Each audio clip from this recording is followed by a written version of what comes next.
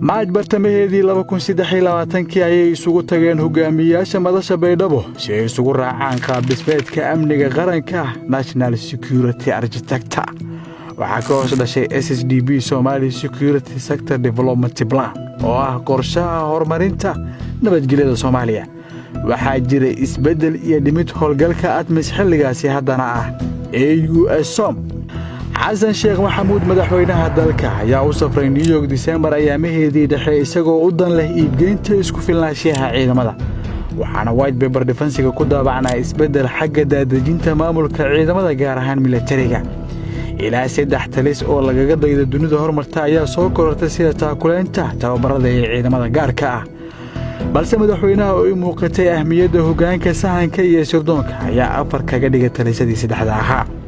جون 13 sanadkii tagay ayaa si rasmi ah loo faafiyay qaab dhismeedka cusub ee ciidamada xoogga dalka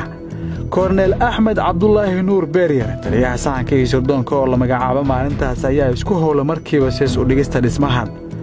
waxay ahayd meel ay iska deegaansadeen bulshadii dawlad la'aanta lahana qaaday waxa uu uga yabo dalbay xafiisyada dawladda oo madaxtooyada ku tahay dhismaha iyo horumarinta taliskan waxa dhinac socday waajibaadkii loo igmaday oo markiiba talisku ka howlgalay ilaalinta hantida ciidanka ka dhex saaridda ilaha basaas ee militariga ku dhex lahaayeen argagixisada ku abuurista ila sirdoon cadawga dhexdiisa xakameynta dhaqdhaqaaqada khawaarijta iyo ka xanimida zaadka ugu gudbi jiray si sahlan ee tirabeelka ah ayuu markiiba ku guuleystay taliska qiyaastii celcelis lacageed oo u dhigantay $5 milyan Mareykanka ay khawaarijta weeday ilaa barkii sanadkii tagay waxaana dhammaan agabyadaasi looga safriyay Muqdisho iyo Boosaaso waxaa laga daansaday sharwadayaasha khawaarijta aga military sida AK47 raashin shidaal buskud gawaari kala gedisan sida kuwa xamuulka iyo kuwa fudud bacaha roobka iyo xitaa xoolo ay dadka ka qasbeen kuwaas oo ciidamada u fududaatay inay dib ugu celiyaan qoysaskii laga xoogay September sanadkii tagay ilaa bishii koowaad ee sanadkan waxaa laga qabtay buundooyinka liiqliiqato buundooyin cadale matabaan dhuusa mareeb galkacyo xaaja cali mareer guurguraceel dhammaan ashiyaadan oo xitaa ku jiraan daawoyin drogas ah iyo kuwa dareenka kiciyo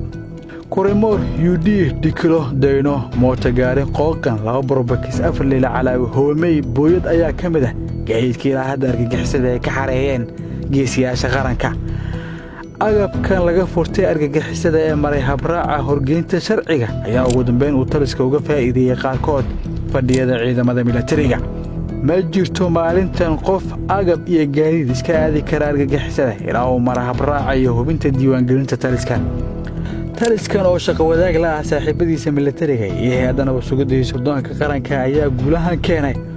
waxayna ku sameeyeen gacmaha sharciga dambiilayaashii la qabtay halka ku dhawaad 100 isdiibe la geeyay xarumaha dhaqan celinta taliska ayaa fuliyay howlgalo gaar ah oo lagu beegsaday xubnaha argagixisada ugu xilsaarnaa dhibaateynta reer miyiga waxaa howlgaladaasi guuleystay laga fuliyay ceel la hele ceel garas iyo ceel buur taliska ayaa isbahaysi shaqo wadaag ah la noqday wadamada gobolka waxayna xubin ka yihiin East African Military Intelligence taliska ayaa dhaxal siiyay khawaarijta gaajo daawo la'aan tababar la'aan iyo inaysan fursad u helin xaasaskooda intaas oo u dheertay cunaqabateynta marinadooda ku soo dhawaada dhismaha cusub ee taliska sahanka iyo sirdoonka militariga